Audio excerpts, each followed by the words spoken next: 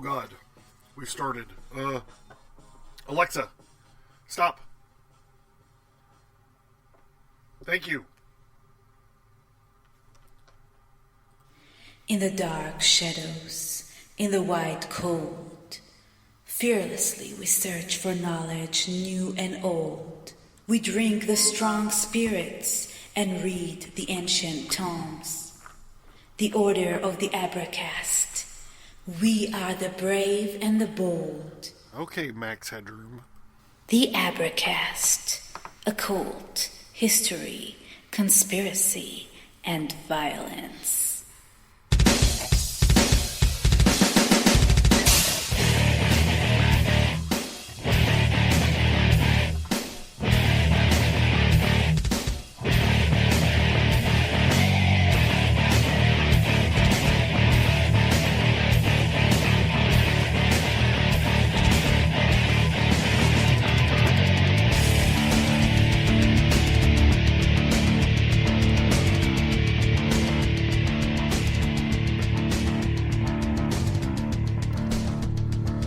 Alright, so I think I've hammered out a few of these audio issues that I've been fucking around with for these live episodes. This is only my third one, and I think that this is working out a little bit better than the last two.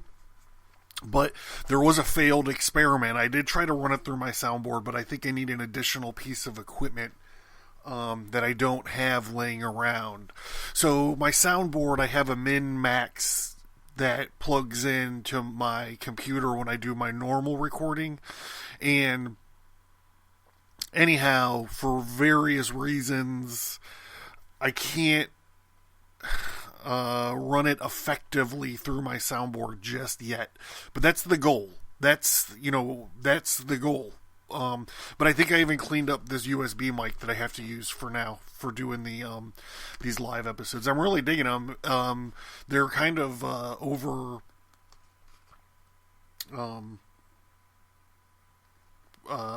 am I trying to fucking say? They're kind of, I don't want to say overachieving. They're little Lebowski overachievers. They're, what am I trying to say? I don't know. They're doing well in the downloads. Usually the later in the week I get, the less and less my numbers spike, even if I'm posting up new stuff. So it's interesting. So I thought, I got 2 more days this month. Let's just drop this. I had another shitty day. This car, so my car broke down. I'm in the process of getting that fixed. Then we had to put one of my cats down the next week. And then last week, my wife's car broke down. We got that fixed. We went and picked it up today, and it's still fucked up. I was like, yeah, we're going to celebrate. We're going to cook steaks on the grill. We are still going to do that. As soon as they get done recording, I'm going to go cook some steaks on the grill. But, I stopped at the grocery store to get steaks, and I came out, and the car won't start fucking again. It started long enough to get it from the shop to the fucking grocery store, which is like 3 blocks, and it's still sitting at the fucking grocery store. So, start hitting the bottle and working on these technical issues. And I'm like, hey, well, I could just, we'll get into Zarathustra's speeches, I guess. And then I'll go cook some goddamn steaks. Maybe I need to smoke a fucking cigar.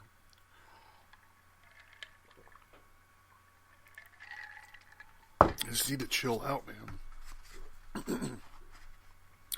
Alright, so we got through probably my favorite part of the Spake Zarathustra.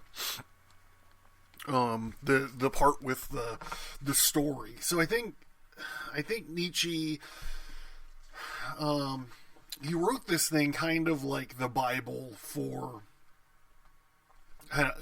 this idea of this will to power for him. And there's, I'm going to keep doing these things till I get all the way through this book, but,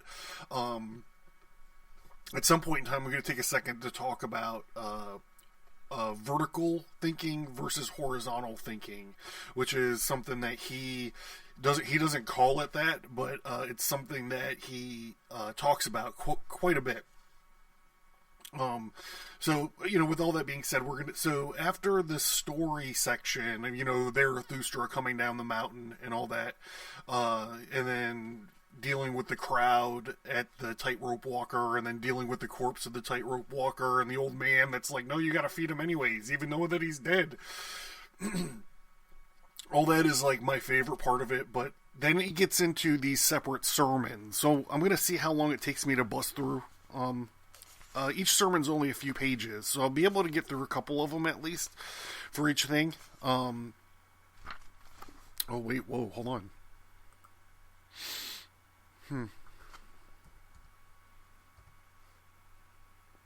All right.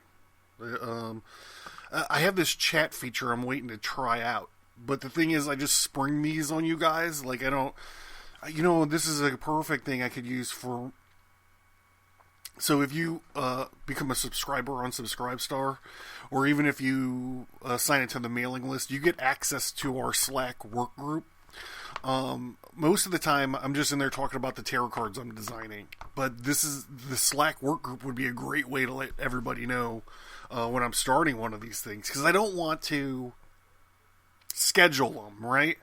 That takes away the part of the fun of it. I want to be able to spring them on you, but I also want to use this chat feature. So, I don't know. I'm still, like I said, this is all infancy. It's all on a whim. I just started this shit 2 days ago. Anyhow, so we're going to get into the Zarathustra's speeches. I'm going to try to point out what I can't. I'm not like, I'm not a Nietzsche scholar by trade. That's not like my thing. But I've read the book a few times, and I have some thoughts on it. So I'll try to just shout shit out as I have been doing as we go through. So the first of the speeches here is called On the Three Metamorphoses. And I mentioned last episode, I guess, or maybe the first episode. I'm not sure. Oh, hey, Tim, what's up? So, hey, the chat function works. Hold on.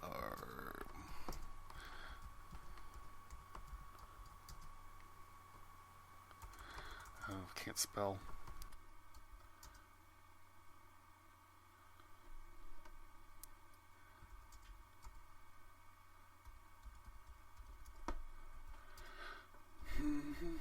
I need to get hold music when I check out like that.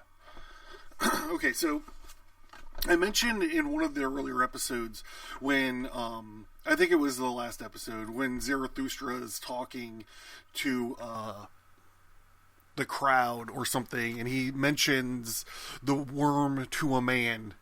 And I had brought up, I'm like, oh, this is what Marilyn Manson was talking about in Antichrist Superstar.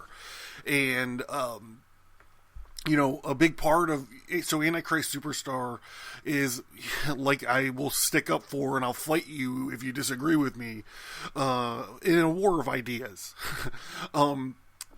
It's busted into 3 parts. He calls them cycles or something, and there's like the Hierophant, and then like the,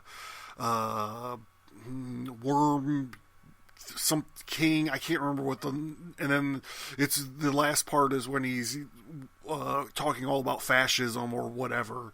But the idea of the album is that you have to put yourself through some kind of like radical experience so you can become something else. So I think that this is going to be important as we get into this speech. And like I said, it's called The Three Metamorphoses. And this, this isn't on the nose. Like, he's not talking about a worm to a boy to a butterfly, but I think it's going to be talking about radical experience to force metamorphosis. Maybe. I could be wrong. I might be reading a little bit too much into it. Okay, so without further ado,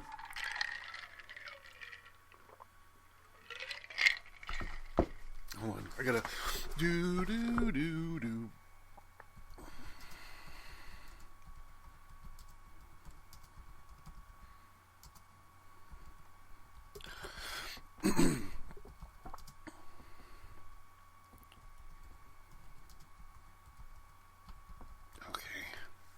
All right, I'm working bugs out, people. I'm interacting with folks, try to get some feedback.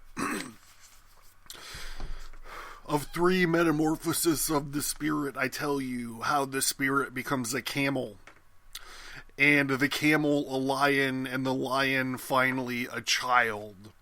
There is much that is different for the spirit, the strong, reverent spirit that would bear much, but the difficult and the most difficult are what its strength demands. What is difficult? Asked the spirit.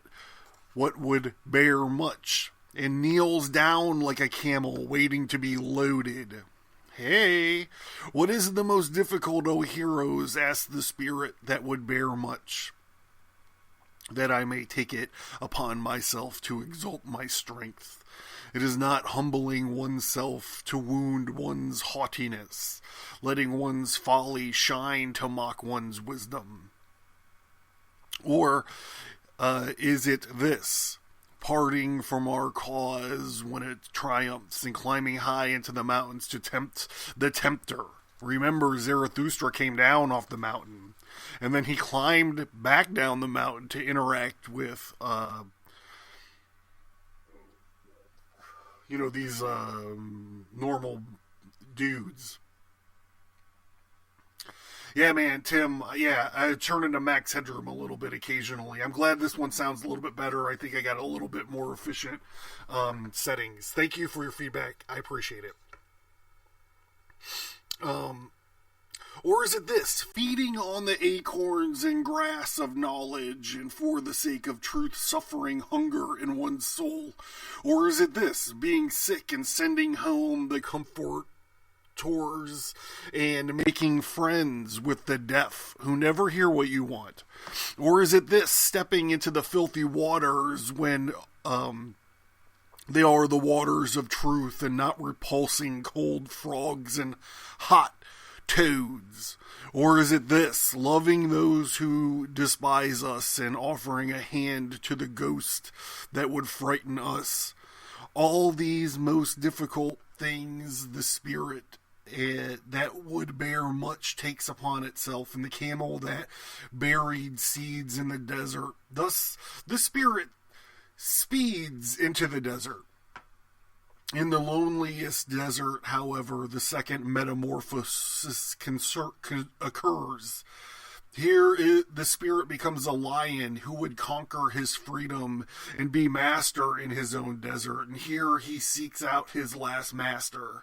He wants to fight him and his last god. For ultimate victory, he wants to fight with the great dragon. Who is the great dragon whom the spirit will no longer call Lord and God? Thou shalt is the name of the great dragon.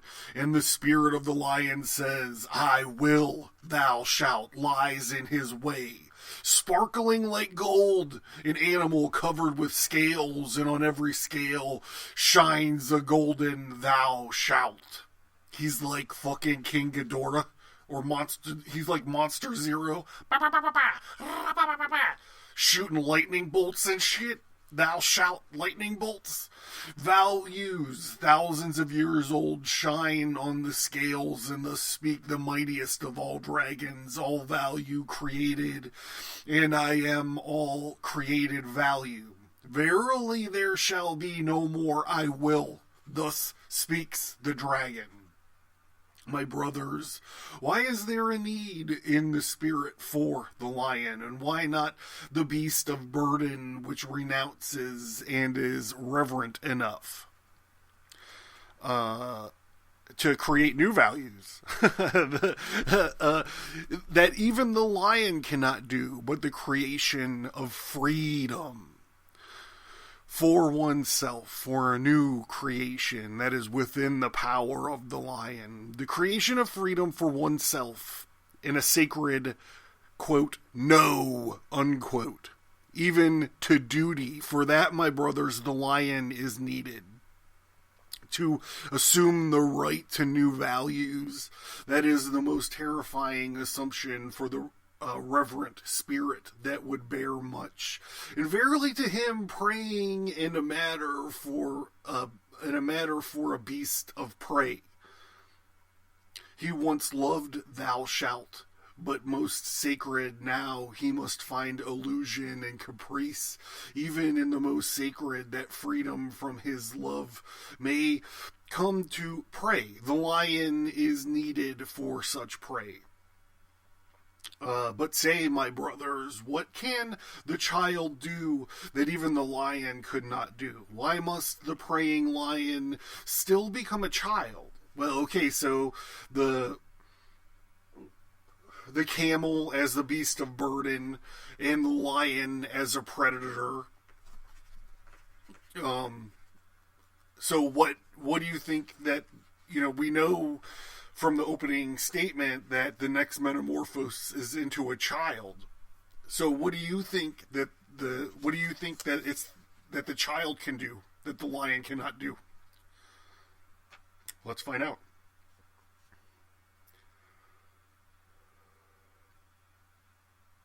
Of the three metamorphoses of the spirit, I have told you how the spirit became a camel, and the camel a lion, and the lion finally a child.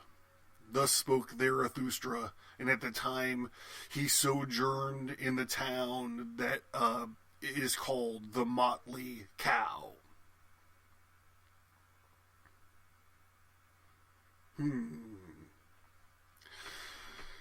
So the next speech of Zarathustra is called On the Teachers of Virtue.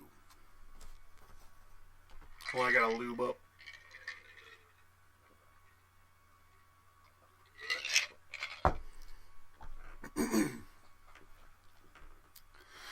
A sage was praised to Zarathustra for knowledge, how to speak well of sleep and of virtue. He was said to be honored and rewarded highly for this, and all the youths were said to be sitting at his feet. To him Zarathustra went, and he sat at his feet, and with all the youths, and thus spoke the sage. Honor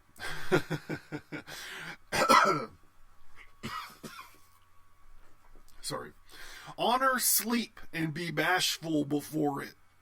That first of all, and avoid all who sleep badly and stay awake at night. That's me. I'm an insomniac. That's why I drink so much and knock myself out. And avoid all who, I already said that. Even the thief is bashful before sleep. He always steals silently through the night. Shameless, however, is the watchman of the night, and shameless he carries his horn.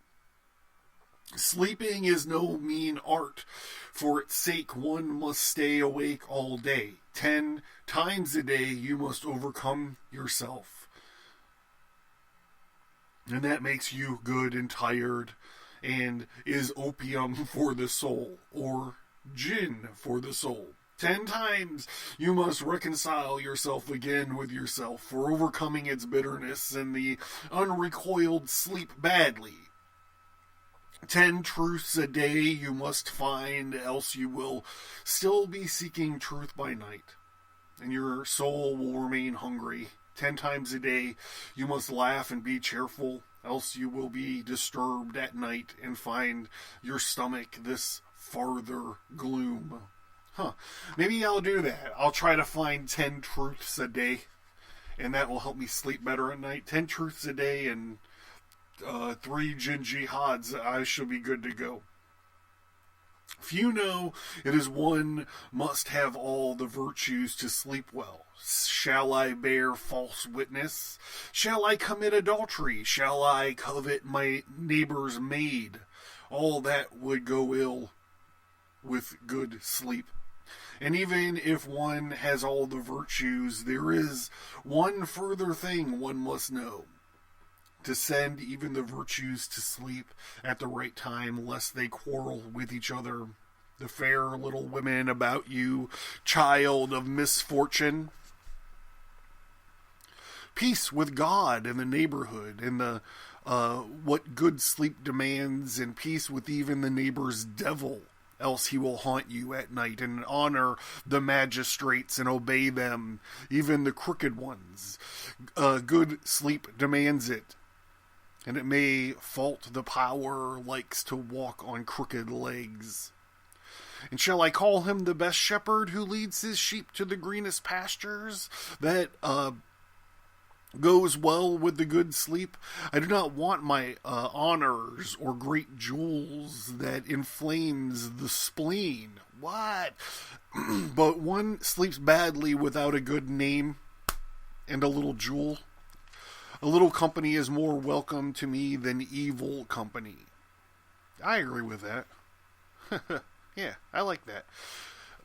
But they must go and come at the right time. That goes well with good sleep. Much too do I like the poor in spirit. They promote sleep. Blessed are they, especially if one always tells them that they are right. Thou passes the day of the virtuous, and when night comes, I guard well against calling sleep. For sleep, who is the master of virtues, does not want to be called. Me, instead, I think about what I have done and thought during the day, chewing the cud. I ask myself, patient as a cow, well, what were your 10 overcomings, and what were your 10 reconciliations, and your 10 truths, and your 10 laughters, and which your heart edified itself, weighing such matters and rocked by 40 thoughts. I am suddenly overcome by sleep and uncalled. The master of the virtues, sleep knocks at my eyes and becomes heavy. Sleep touches my mouth, and it stays open, and verily on soft souls he comes to me, the dearest of thieves, and he steals my thoughts. Stupid I stand, like a chair here, but not for long do I stand like this. Soon I lie. So I think Nietzsche gets his bad rap for being a hard ass, but when I read this stuff, what he's saying here is live life to your fullest. If you do these 10 reconciliation, if you go through the process of doing these 10 things, and you go through the process of doing these 10 things, and you go through the process of making sure you laugh 10 times a day, and you make sure that you discover 10 factoids or something, like truths, not factoids. I always try to make that distinction. Factoids are propaganda.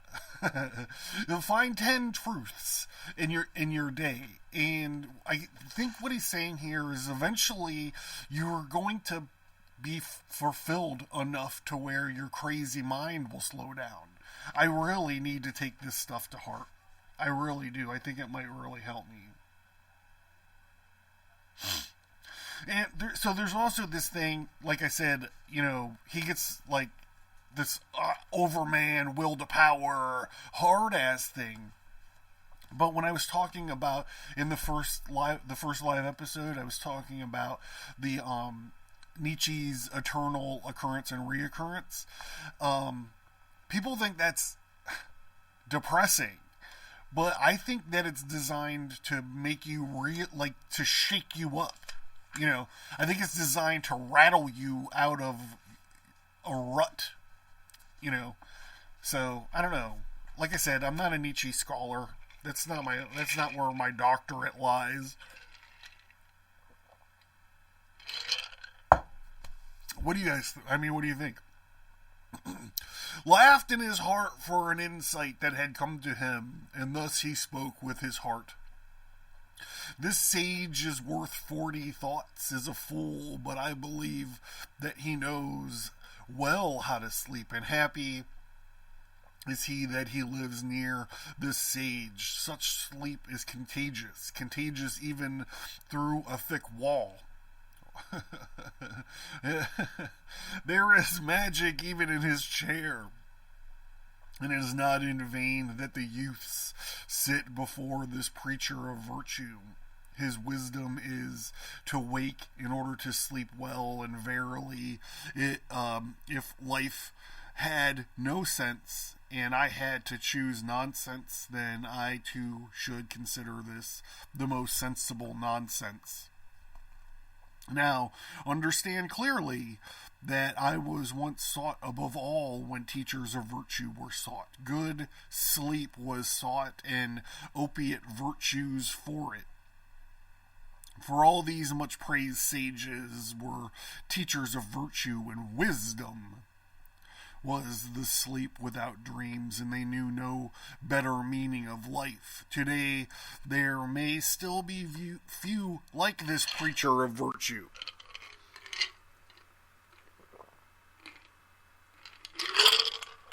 And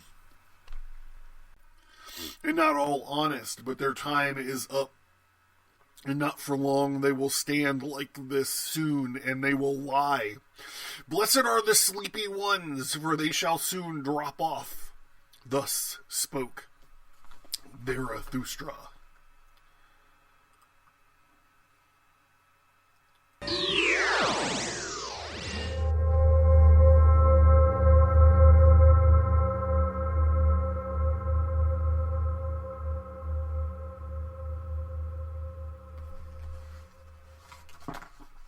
Learn more at theabracast.com. Get graphic elements, notes, worksheets, and text versions of selected episodes, as well as access to the private Abracast workgroup by signing into the mailing list. Get all that, plus exclusive episodes, by supporting the show and becoming a subscriber at subscribestar.com.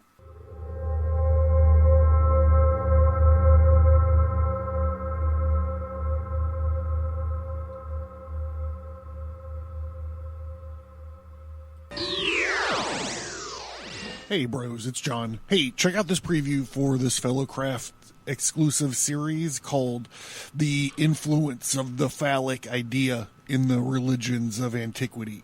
This is back when we first started talking about sex magic. This was the primer for the sex magic kind of series that we're doing. We talk serpent symbolism, circumcision, pillars and groves, and ultimately we end up talking about Moses and Pharaoh's legendary dick measuring contest. There are 4 phallic episodes. That's over 3 hours of content just in this series, and there's many more Fellowcraft episodes available at Subscribestar. That's subscribestar.com/abracast. They're all available right now for the $3 Fellowcraft tier. Plus, there's a lot more stuff over there. So, hey, you, get your hand out of your pants and let's go look at these sexually obsessed religious stories, huh? The Hebrew patriarch desired large flocks as well as the numerous descendants. And hence the symbolical pillar was peculiarly fitted for their religious rites. It is related even of Abraham, the traditional founder of the Hebrew people, that he planted a grove in Beersheba and called there on the name of Yehovah, the everlasting Elohim, from the phallic character of the grove, said to have been in the house of Yehovah. And from the evident connection between the two worlds, we must suppose that the Eshel of Abraham also had a phallic reference. Most probably, so-called grove of the earlier patriarch thought it may have reference. Most probably, it may have been so-called grove of the earlier patriarch, though it may have been wood, and the stone Bethel of Jacob had the same form and were simply Okay, So the next lesson or speech from Zarathustra is on the afterworldly. At one time, Zarathustra. Oh, hold on, wait. Sorry. This is all gonna get better, bros. It's gonna get better. At one time, Zarathustra too cast his delusion beyond man, like all the afterworldly. The work of a suffering and tortured God. The world then seemed to me a dream, and the world then seemed to me and the fiction of a god, colored smoke before the eyes of a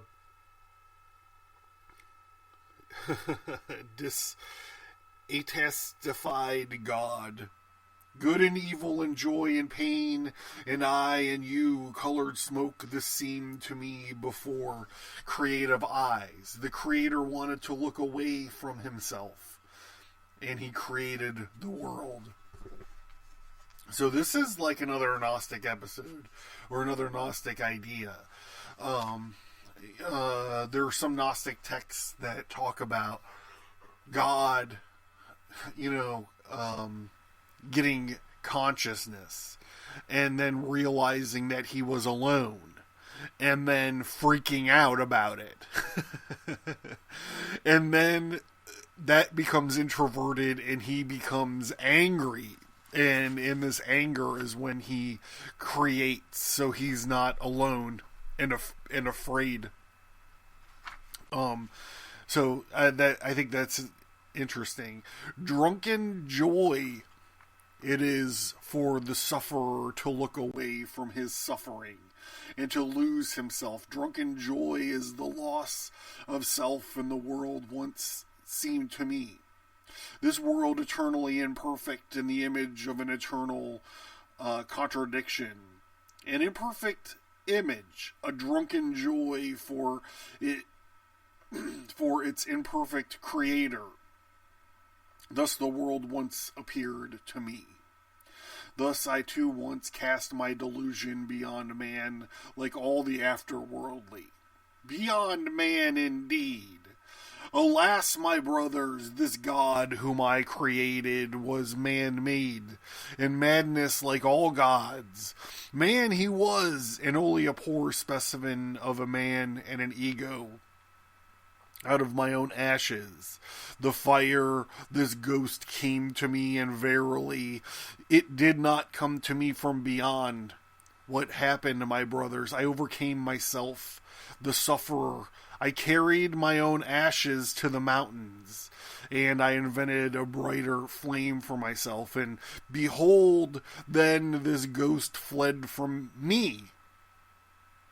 Now it would be suffering for me and agony for the recovered to believe that such a ghost, now it would be suffering for me and humiliation. Thus I speak to the afterworldly. It was suffering and incapacity that created all afterworlds. This and the brief madness of bliss which is experienced by those who suffer most deeply. Weariness and wants to reach the ultimate with one leap. That one fatal leap, the poor ignorant weariness that does not want to want any more. This created all gods and afterworlds.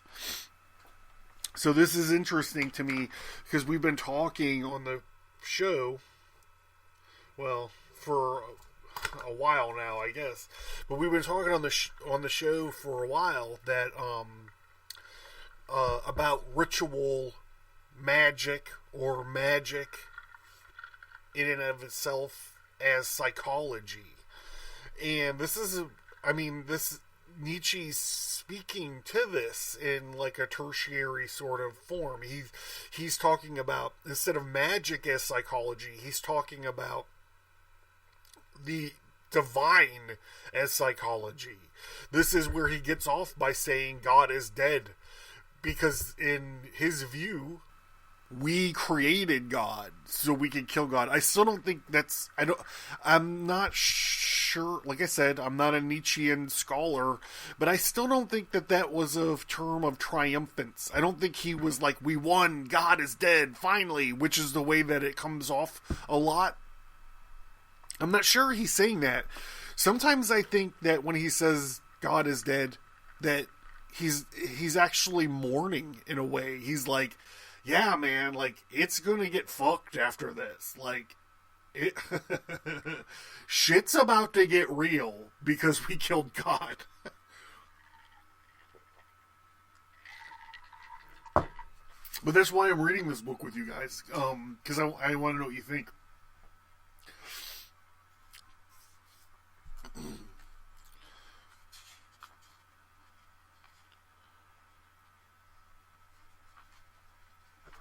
Believe me, my brothers, it was the body that despaired of the body and touched the ultimate walls with the...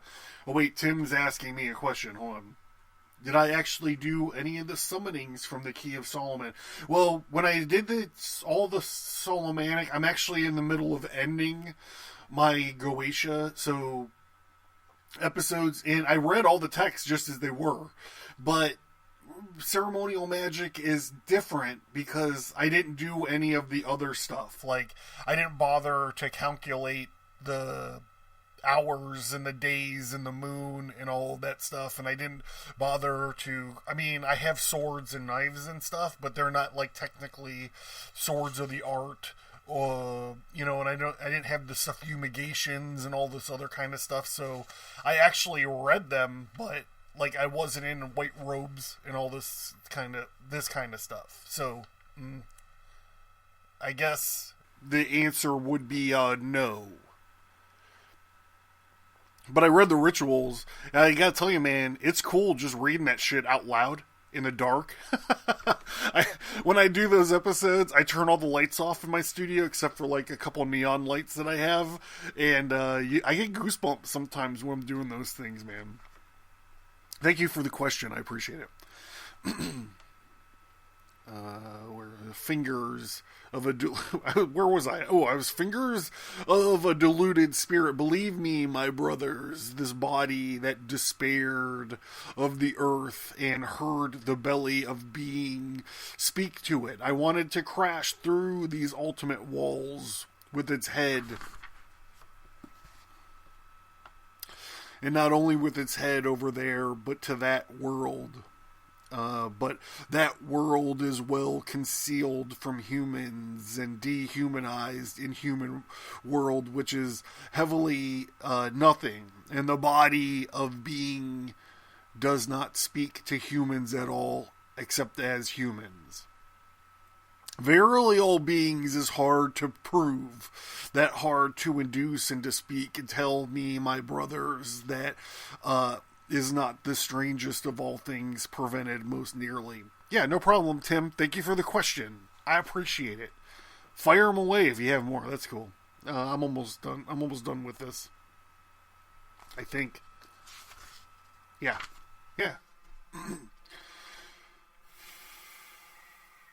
Strangest of all things provided most nearly. Indeed, this ego and the ego's contradiction and confusion still speaks most honestly of its being. This creating, willing, vaunting ego, which is the measure and the value of things, and this most honest being in the ego speaks the body and still wants the body, even when it poetizes and raves and flutters with broken wings. It learns to speak ever more honestly, this ego. And the more it learns, the more words it honors and it finds for the body and the earth. A new pride my ego taught me, and this I teach men, no longer to bury one's head in the sand of heavenly things, but to bear it freely, an earthly head, which creates the meaning for the earth. A new will I teach men, to will this way which man has walked blindly, and to affirm it. and no longer to sneak away from it like the sick and decaying. It is the sick and decaying who despised the body and the earth and invented the heavenly realm. Whoa! And redemptive drops of blood, but they took even these sweet and gloomy poisons from the body of the earth. They wanted to escape their own misery, and the stars were too far, so they sighed. Would they there were heavenly ways to sneak into another state of being and happiness. Thus they invented their sneaky ruse, their bloody potions. Ungrateful, these people deemed themselves transported from their bodies in this earth, and to whom they owe the convulsions and raptures of their transport and their bodies and their earth. So, saying what I just said, I should probably qualify this.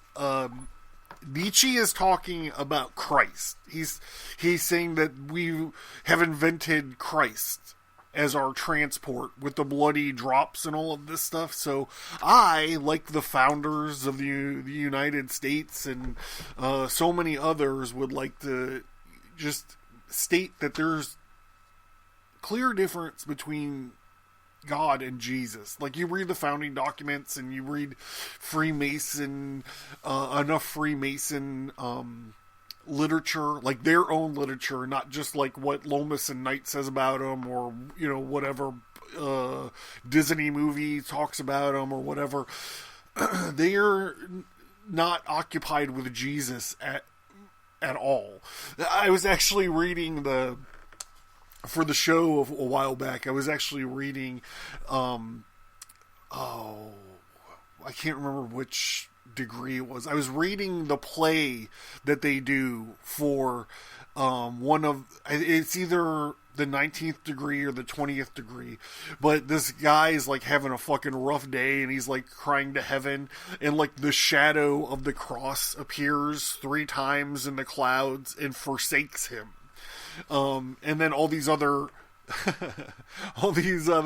sky gods come down to guide him, and it's all like against like the Levitic code and all this other kind of stuff.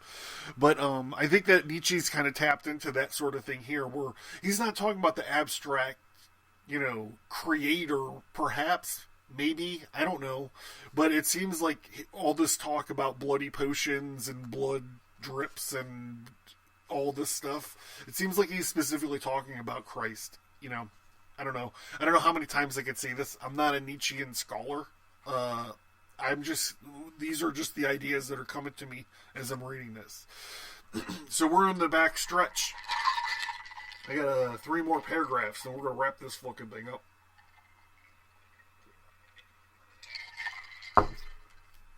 I gotta go burn some steaks, bro. Zarathustra is gentle with the sick. Verily, he is not angry with their kinds of comfort and their ingratitude. Many they become convalescent men of overcoming and create higher body for themselves, nor is Zarathustra angry and convalescent, whose eyes the delusion tenderly and at midnight sneak around the grave of his God, but even so his tears still betray sickness and a sick body to me. Many sick people have always been among the poetizers and God cravers. Furiously they hate the lover of knowledge, and the youngest among the virtues to which he called honesty. They always looked backwards towards the Dark Ages. Then indeed the delusion and faith were another matter. The rage of reason was godlikeness. Godlikeness. I like that. And doubt was sin.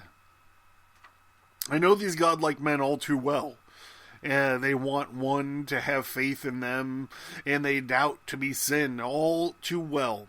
I also know that it is when it is in which they have most faith, Verily, it is not in the afterworlds and redemptive drops of blood. It is in the body, and they too have the most faith in their body. Is to them as their thing in itself. But a thick... sorry. That was almost a Freudian slip.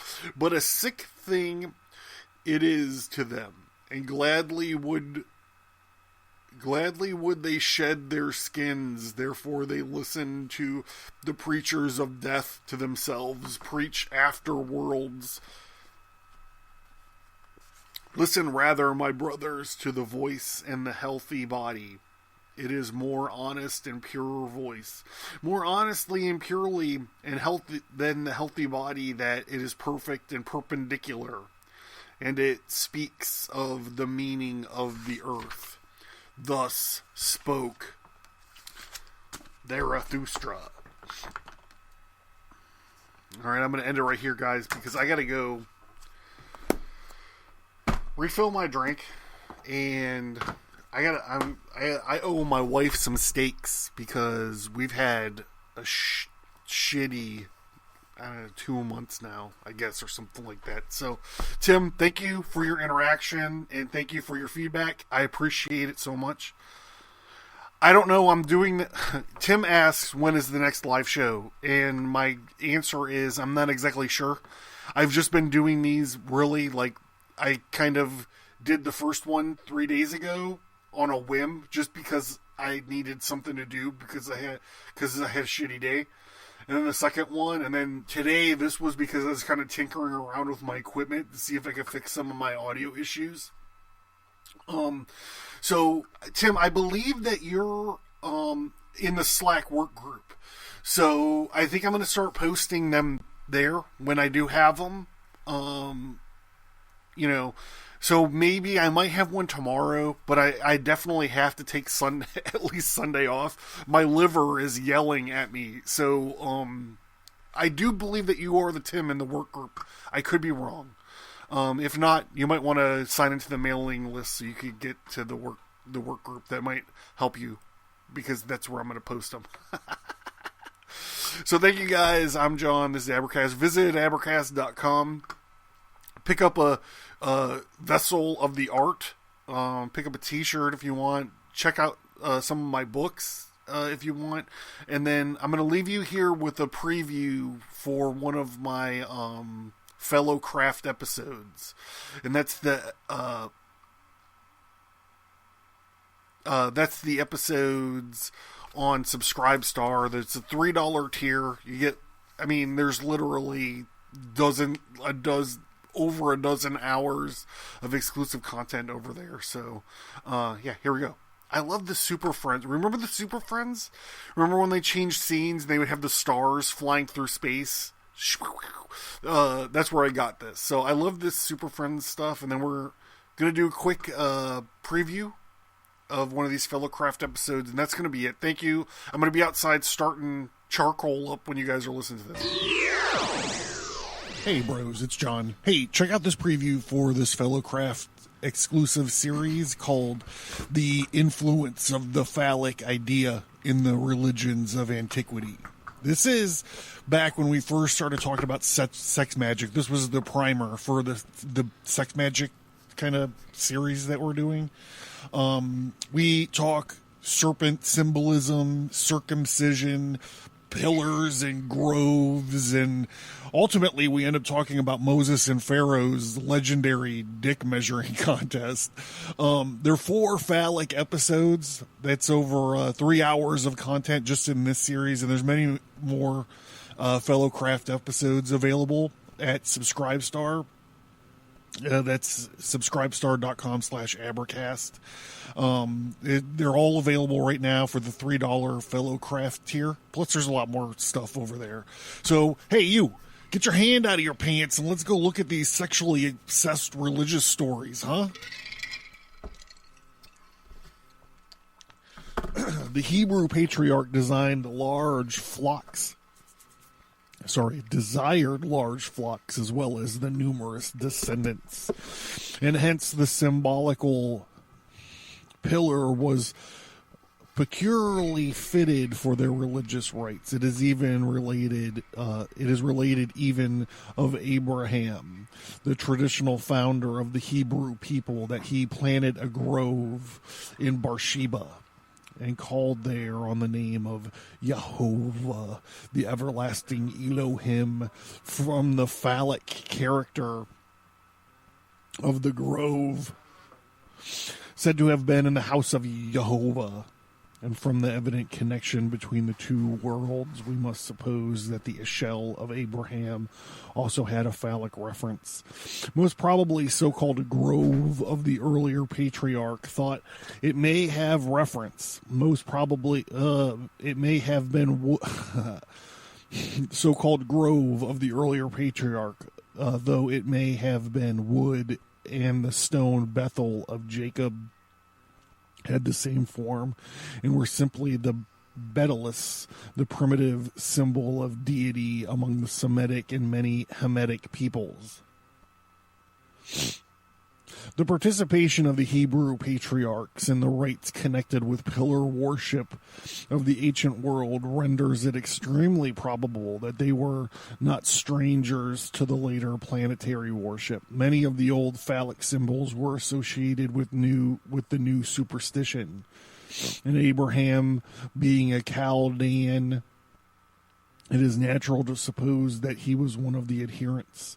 Tradition indeed affirms that Abraham was a great astronomer, and at one time at least a worshipper of the heavenly bodies, and that he and the other patriarchs continued to be affected by this superstition is shown by various incidents related to Pentateuch. Thus, in the description given of the sacrificial covenant between Abraham and Yehovah, it is said that after Abraham had divided the sacrificial animals, a deep sleep fell on him as the sun was going down, and Yehovah spoke with him. And then when the sun went down and it was dark, behold, a smoking furnace and a burning lamp that passed between those two pieces. The happening of this event, that the moment of the sun setting, reminds us of the Sabaean custom of praying to the setting sun, still practiced, according to Palgrave, among the nomads of Central Arabia. Moving into the next part here.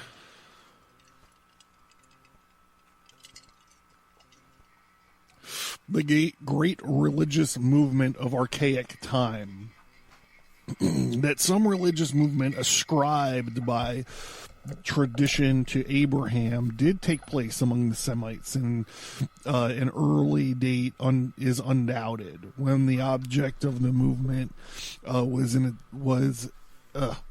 it is difficult to decide. It should be remembered that the Chaldeans worshipped a plurality of gods, supposed to have been symbolized by the 7 planets. Among these deities was the sun god, held a comparatively inferior position, the moon god, coming before him in the second triad. It was at the special seat of worship of the moon god, that Abraham is said to have lived before he quitted it for Haran. And that just considered in the light of the traditions relating to the... Learn more at theabracast.com. Get graphic elements, notes, worksheets, and text versions of selected episodes, as well as access to the private Abracast workgroup by signing into the mailing list. Get all that, plus exclusive episodes, by supporting the show and becoming a subscriber at subscribestar.com.